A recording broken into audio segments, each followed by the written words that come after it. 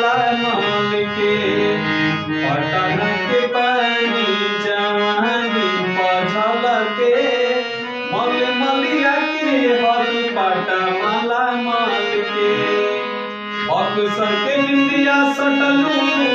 चंपारण के चश्मा होला